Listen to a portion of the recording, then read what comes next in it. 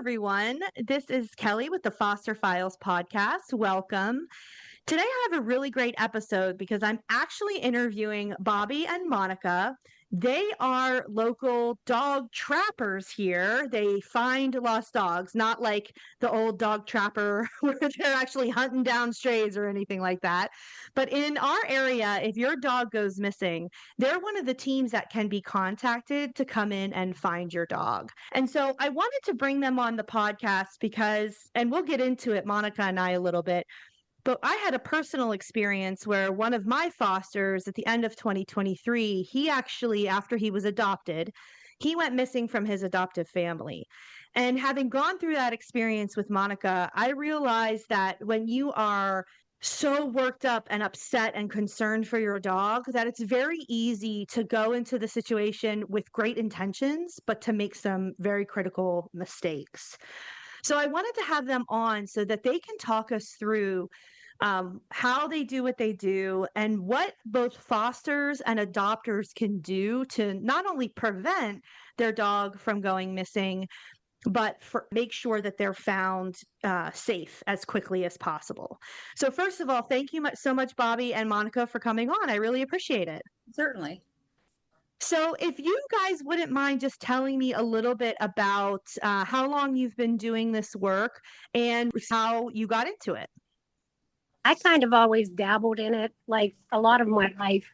I was planning whenever I became a school teacher, it was either being a teacher or being a veterinarian. So I took the school teacher route and then ended up doing this later in my life, just kind of, played around with it. But then in 2022, became pretty active with it with some incidents that had happened. Are there any incidents in particular that led you to it that you can recall? Oh, yes, I can. Bobbi, how did you get into this first? Because it leads into that as well. I got into it in 2022.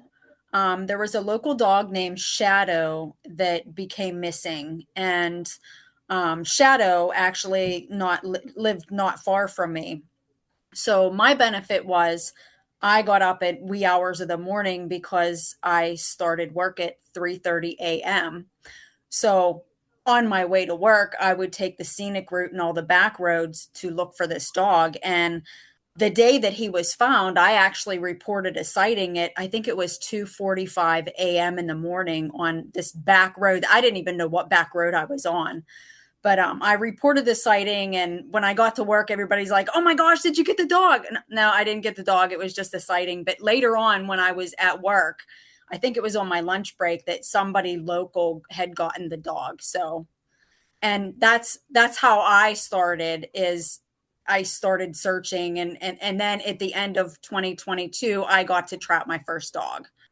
That's amazing. I think I remember when Shadow was missing. Like, I think I remember seeing those posts. It was all over local social media. And I believe the Trib actually did a story or two on that particular episode. Yeah. So Monica, were you part of that situation? I was not. We hadn't met yet. We met probably a couple months later and then realized that we had the same philosophies of trapping and became a team. Since you brought up philosophies of trapping, before I go into some of the kind of questions we talked about, what are your philosophies behind trapping? How do you approach that? You live and you learn. We've done this now. This is almost 3 years, like pretty steady, almost every day. So every dog's different, and you learn from the experience of the dog. But as far as the main philosophy is, in my opinion, it's, once you set a trap, you set it, you forget it. Not really forget it. You go home and you watch the cameras, returning back to the sites, or you keep returning to the sightings. That's known as chasing. Everybody thinks chasing is running after a dog. It's not always running after a dog. It's any movement toward that dog. You make a movement toward that dog, that's considered chasing, and most people don't know that. So that actually is a great transition into how you and I met, is when Felix went missing. So at the end of 2023, after having been adopted for a week, Felix door darted his adopted dad and he ran. And there were Facebook posts of him running across a bridge in our area, like a two-way traffic, basically 4-lane bridge across in our area at like quarter till midnight, the night he went missing. And one of the very first things that my husband and I did was the wrong thing, and we flooded the area. We came to the area. I had a spot. The neighborhood that he ended up being found in, I spotted him in that neighborhood and hoped that he would come up to me. So I know now the answer to this question, but can you guys explain to me why he didn't approach me even though he knew me? What's happening to that dog and what are they experiencing when they go missing like that?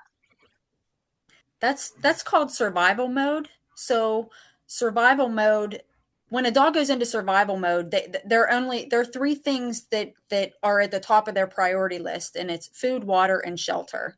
Everything else is a threat. So the people that he used to know, he no longer knows them because it's I guess it's kind of hard to explain if you've never experienced it. It's Everything's a predator. Everything is a predator. Everything is a threat. Everything. So all the people that Felix knew, he no longer knew. If a person that knew him very well, like yourself, would approach him, you're a threat to him. So he's just going to run. Yep. Right. Right. And that's exactly what happened. And that's exactly the mistake that we made. So if we have a situation as a dog owner or as a foster where our dog goes missing, what's the very first thing that you think we should do in that scenario? We always tell owners to put out any things to attract by scent to see if maybe the dog will catch the scent and come back on his own. Things like bedding from the animal or a blanket, any owner items to an owner that he's specifically bonded with, I guess.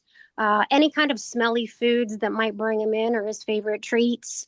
Sometimes another dog, if there's another dog already in the family that the dog is, really close with, that can sometimes bring the animal home too. So we say to set out those scent items, contact local police, animal control, and local shelters in case they've been taken into any of those places. If there's still no luck, make social media posts with the picture of the dog, a phone number of contact, and the general location. So then that the people in those locations can reach out like with search teams like we have in order to help. So when we trapped Felix, one of the things that I remember was that you had said, let me know about a sighting. And then you set up a trap in a particular neighborhood. And what's kind of funny about that story, I don't know if you've ever talked to Jess about this, his owner, but we call it his rum springa because he went missing the week before he was getting fixed. Did you know that part of it, Monica? No, I didn't know that. So he literally, this is true. You can ask Jess. So he was literally scheduled to be neutered like the following Tuesday or something like that. It was literally like right after he went missing. The following week, he was scheduled to be neutered. And I don't know if you recall this because you said, you go out looking for missing dogs pretty much every day. But there was a unspayed female in the neighborhood that he was hanging out in. And do you remember what you put in the trap? No, because we were trying to get scent items from her. Right. To attract him.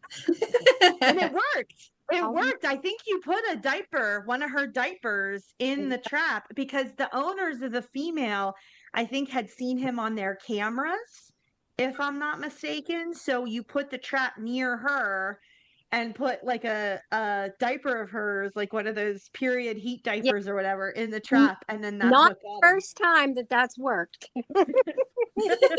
Now, please, that being said, please spay and neuter your dogs. Yeah. But if you're not going to do that, then at least in this particular case, it was helpful. And then and what really sucked about it is that at that neuter appointment, he was meant to get his microchip. So even if he had been picked up by authorities, obviously social media was flooded and they would have seen that, but he was not able to be scanned. Right. for a microchip. Right. So important to have those chips if you can get them as soon as possible. Yeah, as soon as possible. And those chips can move as well. So make sure that you always have up-to-date tags on your animal also. And that includes rabies tag, name tag, up-to-date current phone number, all of that to help them get identified. Because we have a local animal control in our area that unfortunately euthanizes relatively quickly. They have a little bit of a reputation for that, and I don't want to blast them on here because it's not really fair when they're not here to defend themselves, but that is the reputation that they have. So it's really important to have as many identifying factors on your dog as you possibly can should they go missing. So, what are some of the other mistakes that people make when their dog goes missing? What are some things that people should avoid? Obviously, chasing the dog, being in the area with the dog, or flooding the area. What are some other things that you've seen that have been maybe issues in the past with either owners or well-intentioned neighbors and family and friends?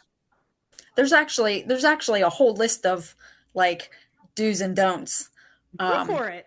Get yeah, into so that list. That's what we're here so for. I know that a couple dogs ago, I should say, a couple cases ago, there was this lady, her dog became missing. She made one post.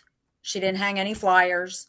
She didn't reach out to any of the lost dog groups. She didn't join any of the lost dog groups. We tried helping this person from afar, but I don't know if she thought we were scammers or, but she just basically, and then she would go on social media and say, oh my gosh, it's been 3 days and I don't know where my dog is. Well, what have you done? Have you done any of the things that we have told you to do? And then it was like she wouldn't answer any of our comments, any of our posts, and she wouldn't answer anything. And it's like, I'm not going to beg you to go and find your dog, but is your dog really missing? What have you done? What have you know what I mean? It's like they kind of sit back and want everybody else to find their dog for them, but they're not willing to hang a flyer. They're not willing to put scent items out. They're not willing to do anything. And it's like, how bad do you want your dog back? Yeah. And That's it's sad too, because then you wonder a little bit too, like to your point, Bobby, I think you were alluding to this. Are they trying to scam somebody in some way? The lack correct. of enthusiasm, because it's hard to understand, then you're like, well, are you trying to scam somebody? Are you setting up a GoFundMe for some reason or Right. trying to ask for something? That's actually another really great point. Do you guys ever ask for money from any of the people whose dogs go missing? Never, Never. No. never, not a cent. So how do you kind of fund? Because listen, gas is expensive. It's Monica, you had mentioned that you're retired. Bobby, I don't know your employment situation, I'm but retired. it yeah, so you have time technically, but gas is expensive. You have to buy these traps. You have to, Food. put yourself out there. Food. Okay, there you go. So how are you funding that? Every once in a while we'll get some donations. We do hold a an online auction every month that is specifically for our drone fund. But if need be, if we needed money for food or for a new trap or for something, I mean, we have a little bit set aside for that. But we don't turn down donations, but we also don't like to take them. You know what I mean? It just makes us feel funny that we do this for free, but then people that we get their dogs, they're handing us money, and it makes us feel uncomfortable accepting it. So I think that's a really good thing that if you are missing your animal and you are putting that information out on social media, if you are getting people that are saying they want to help you, but the first thing they're asking for is money, you may want to try to find another trap team in that area. Do you think that that's fair to say? Completely. Absolutely. Yeah, because there are so many that do volunteer, and they do it because it's something that's been placed in their heart, something that God has given them to do. And that's what I feel like I was given to do after I was kind of pushed into retirement a little earlier than I wanted to. Yeah, well, I think that that's such good information, but I will tell you, as an outside person, accept those donations because Lord knows if you need something, then the people whose dogs you found, they want you to be able to get those tools. And speaking of tools, tell me about that drone. How does that resource help you? That's so interesting. I've seen some of those drone finds and they're so incredible. They see from the sky, so they can help us be able to see where an animal is and be able to get it to safety faster. Basically, that's bottom line what it is. And we're saving for a thermal drone, which is probably around, I don't know, probably around 12,000. And then of course all the upkeep that comes with that and things like that. But we're very close. We're very, very close with the money we've raised since October with the auctions. Once we have that, then it will be a much simpler to locate the animal, to know where to put the trap instead of just relying on the sightings all the time from the public. So That's so awesome. And before we're done today, I want you guys to tell people how they can find your online auction so that if anybody who's listening is unfamiliar with it, they can make their way there and bid on some of Nice. that stuff that you put up. One of the other things that I remember, and obviously I'm pulling from my own experience a lot to have this conversation, but one of the other things that I remember from the whole Felix Rumspringa was that it was very specifically, intentionally thought through, not having more than one trap team on site. So can you tell me a little bit the thought process behind that? Because me as a layperson, I'm like, let's get as many traps out there as possible to get this dog caught, right? So tell me a little bit of the philosophy behind that and why you recommend just one trap team work in the case. common sense kind of makes us think the more the merrier, right? The more people helping, the better it would go. But what actually happens is the philosophies of the different people coming in together often hinder. Yeah, they mix up, and then arguments happen, and then you have several different things going on that the other people don't know about, and then it makes the process take longer is what happens. And then you end up with people also that then they end up fighting. And I know about this because I was a victim of it myself, and it's just hard to believe that there's that out there in rescue, but there is. And so you got to find your people that believe the way that you do. And once you do that, like with myself, Bobbi, and Andy, we're really a great team. And we have some other people too, with Fawn and Kelly, and they throw ideas back and forth to us. We talk about so many things to be able to make the right decisions, but ultimately it's Bobbi, Andy, and I that we go out and we do the things that we've talked about, and we get it all together. And very rarely do we have something that we're not agreeable on. And when we are, we make sure it's taken care of ahead of time before anything is done that might hinder getting the animal back faster. To go along with Monica, there's a lot of different mindsets in different rescue groups, and a lot of rescue groups are all about being the hero.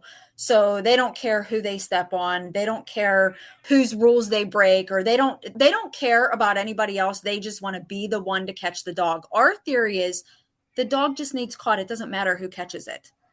But Right. I'm not going to risk not following all the appropriate rules that we're used to following just because another trapper wants to get the dog. I mean, it's usually when that comes in effect, then we usually back down. Hey, you know what? You go for it. We'll, we have other things to do. We have other dogs to catch. If you want to pursue catching this dog, then hey, go for it. There was one time after we watched a dog out there for over 8 months, watched another group try to get this dog, and they just couldn't. I don't know what was going on, but it just couldn't happen. And we finally set up to get it and had her within 40 days. Now that was our longest case, but like she had already been out for a total of 9 months and 2 days. Wow. For the owners, that's so terrifying too. I think what I'm hearing you say, anybody that's been a part of any crisis, anytime when emotions are running high, will tell you that having a lot of chiefs is not good for the handling of the crisis, right? Correct. So, but when you have a centralized sort of leadership person or leadership team where you can filter all the information down to so that it can be effectively passed along and used, that's when the crisis is going to get resolved. I think that that's such a great philosophy, and that helps me understand, because that was always a lingering question I had. It's like, like you said, common sense, like let's have as many traps out there as possible. But now that you put it in that way, that makes a ton of sense to me. Yeah, and I mean, I'm not trying to bash anybody in particular. Nobody. Oh no, not at And all. we're Not just at all. it's just, that's what makes it work. And that's why in these not even 3 years that we've been really working on these things day by day, we've probably gotten about 80 dogs safe in that amount of time. It's a lot of dogs. That's a You lot of know, dogs. Yeah. you know. So let's talk about how to avoid a dog going missing in the first place.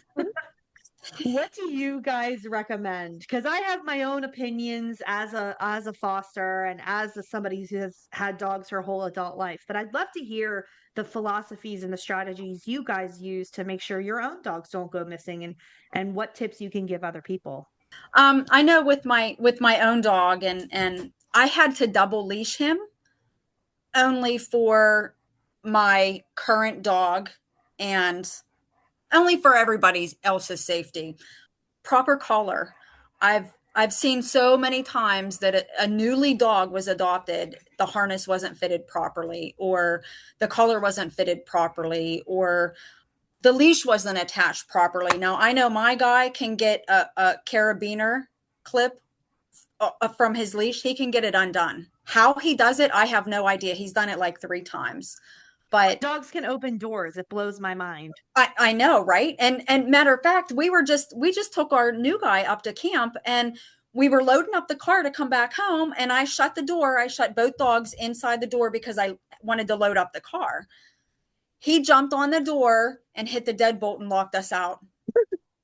And I'm like, oh, great. My keys are sitting right on the counter. And thankfully, my husband had his keys in his pocket, but he just jumped on the door and it clicked that deadbolt. And, Jeez. but I mean, aside of like how to prevent your dogs from going missing, I mean, harness needs to be properly fitted.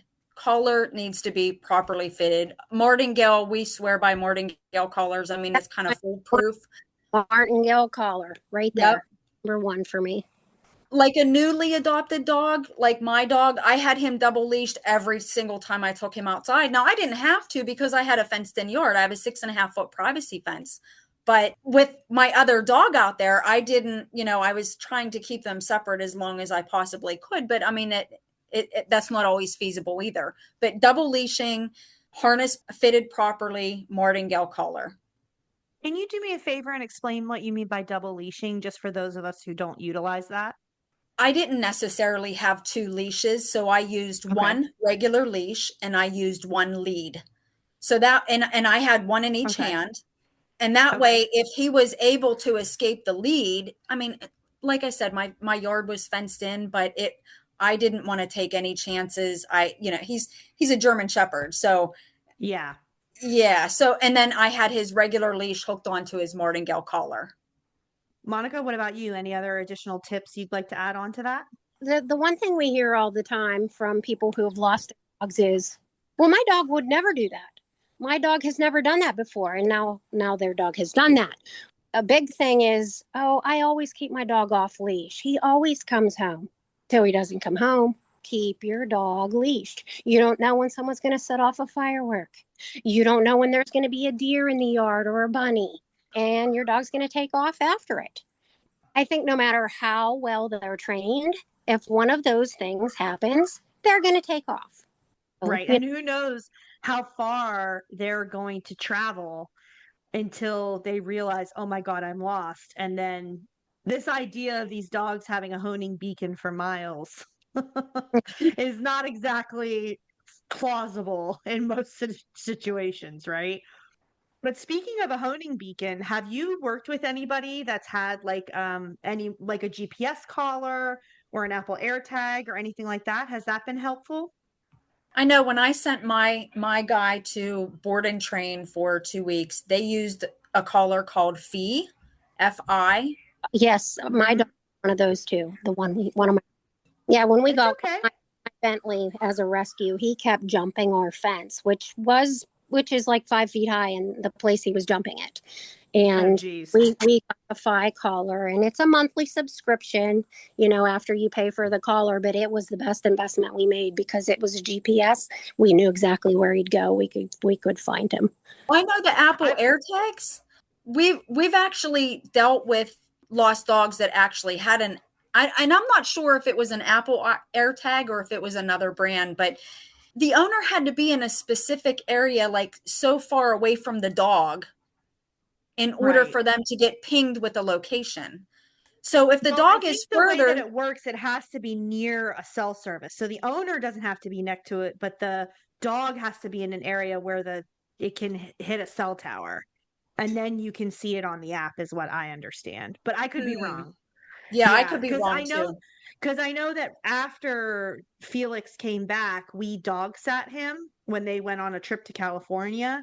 And when she was in California, she could see that Felix was still at her house because she was terrified after he ran out that he was going to get away from us. So while she was in California, she could see in real time that he was pinging at our house. But if they're Right. in like a remote area without a cell, then there's nothing for it to ping off of to get the data back to your phone. Yeah, there was a dog in Trenum that we actually had a trap set right along the river down in Trenum. And I think that dog was missing for like 8 days. And they had some kind of, I don't think it was a GPS collar. It was some kind of tracking collar, but they would only get a ping on their cell phone like periodically. So I'm not sure what kind of collar that they were using, but obviously it wasn't efficient enough if their dog went missing for 8 days. Right. So you guys have used Fee. I have actually I have a friend that used that for her dogs, and I recommended for a customer of mine for their huskies because their huskies would wander off of their large property. So I think that that's a great resource for people to look at because if you are going to be one of those people like Monica described, where you're like, my dog's never done that, that's never happened, then just get a fee collar because then if and when it does happen, at least the tracking team has some information to go off of. Correct. I've also heard good things, good reviews on the new Tractive collar. Yeah. I've heard good things on that, and I think it's a little less pricey than the fee, however you pronounce that. He did have just recently with the AirTag thing, getting back to the Apple AirTags, the two people who had lost their dog, they were able with their iPhones to go to two different locations. Like they knew where the dog was, but just couldn't get it. And so I went to a third location. She had shared with me the information. She had to share it with me, but I couldn't figure out how to get it on my phone. So they just led me through where they were, and we were able to then get the dog because there were three of us like around it. You know what I mean? Yeah. But again, like I don't know. I mean, they were able to see it, but I don't know that your general every person would be able to see it other than the owners, unless that information from the AirTag was shared with them. Do your homework.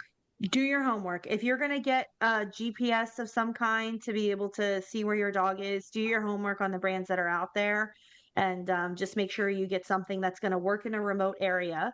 Because to their point, and we live, all of us, if you guys are in my area, we're all very close to areas that have no cell service in spots, right? So if your dog runs and it's looking for shelter and food and to get away from noise, it's going to run right to an area without cell service. Probably. So make sure it's in an area where it can work, and maybe make sure it's something that's a little more weather resistant, right? In case they're near water or they get stuck out in the rain or the extreme cold or extreme heat. And then do your homework and find something that works for you and your dog. Absolutely.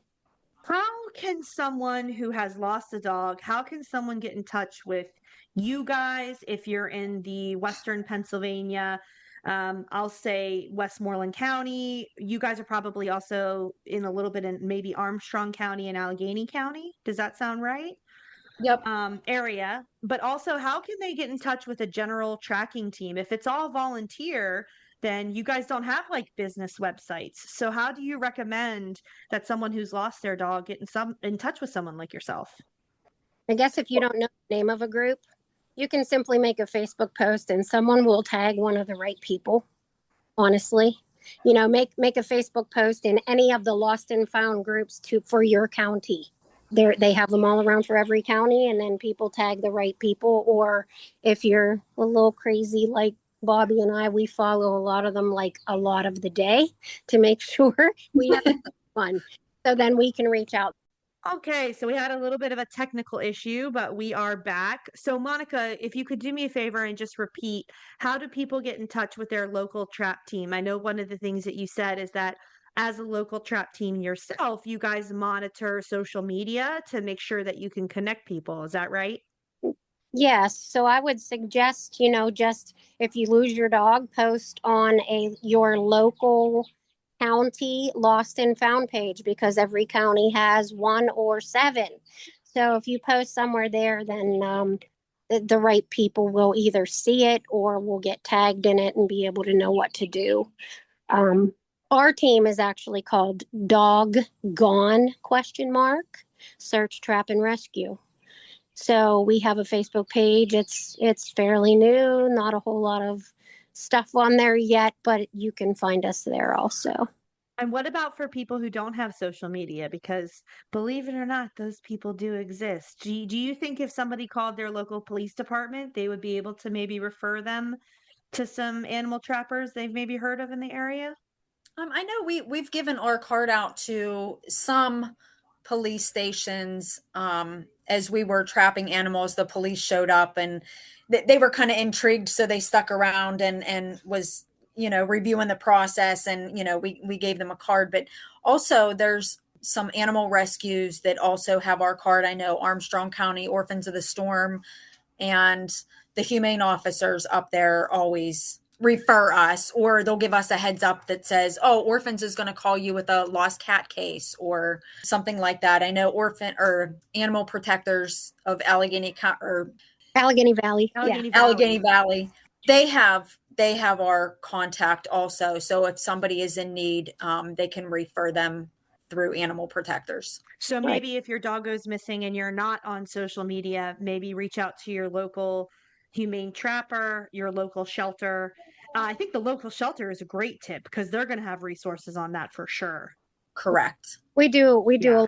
work for the local rescues and local shelters. We've worked with Tiny Cause and animal protectors and Orphans of the Storm. Just try or even the humane officers. Right. Even if they Right. reached out to the local humane officer, they can get our contact through them. And you can always get those on the government website. That's, those are always listed there with phone numbers. Right. The contact for the humane officer, you mean? Correct. Yeah, humane officers. Right. And again, it's by Right. county. In Pennsylvania, it's by county for sure. It Right. probably is from most states. Well, that's awesome. So I want you guys to tell us how people can support your efforts to get a thermal drone. Tell them, please, where to go to find those auctions that you talked about. It's called Resale for Rescue, with the number 4, Resale for Rescue. You can join that group there and see all the good stuff that people donate to us to auction off at the highest bid. Gotten some really cool things. It was originally supposed to be just name brand clothing and shoes, but oh gosh, it's just about everything. And good deals for people, and it's been fun getting to know some people and have them support the cause as well. It starts back up in August. Awesome. Find it on Facebook. Awesome. Hey, it's a foster and rescue podcast. If people can't handle a dog barking, then they're in the wrong place, Bobbi. Don't even My worry old about husky is getting upset at the other one. So, well, huskies are chatterboxes. We all know this, you're not right? kidding.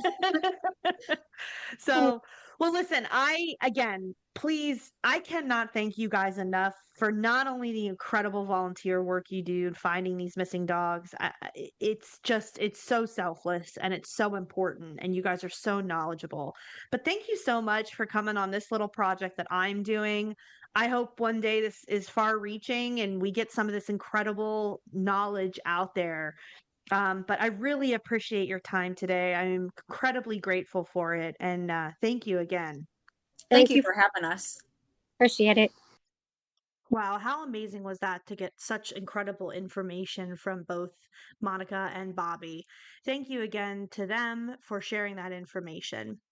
So, today for our foster highlight, we're actually going to go way outside of the Pittsburgh area and we're going to talk about a dog in Grand Forks, North Dakota. This dog is currently with Journey Home Animal Rescue, and their website is journeyhomeanimalrescue.org. And you can find this girl under adoptable dogs. Her name is Komi, spelled Komi. I was asked via email to talk about Komi because she's been in her foster home for a year. And as you'll hear in the information that her foster dad sent, the family is expecting a new baby and they just can't continue to keep Komi in the home with all that they're about to go through having a new baby. So I wanted to go ahead and read the email that foster dad Mike sent me and see if we can't find Komi a great home. We are fostering with Journey Home Animal Rescue in Grand Forks, North Dakota. Komi is a 40-pound hound mix, possibly some beagle or foxhound. She was a stray living on one of our local Native American reservations and was rescued very pregnant. She gave birth to her puppies and was spayed, and we took her home shortly after to foster her. Komi was an immediate hit with our pit bull. They played all day and loved laying on the cool floor after running around outside. We thought she had found her forever home, but about 2 years later, the owner was no longer able to care for her as they were having ongoing medical issues. We had just adopted out our previous foster, so we were able to take her back into our home. Komi has been with us for over a year now with no adoption visits. While we love her, and I'm sure our dog would love for her to stay, we have a new baby arriving soon and cannot continue to foster her. Komi is an active girl and very playful. She likes to wrestle and play with our dog and would love to have a tolerant dog to play with in her forever home too, but that is certainly not a requirement.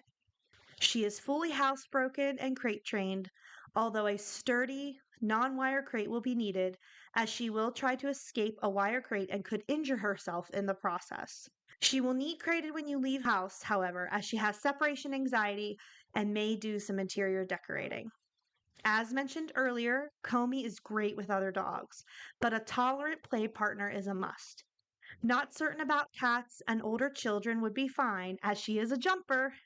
She has shown no signs of resource guarding, not food, toys, people, anything.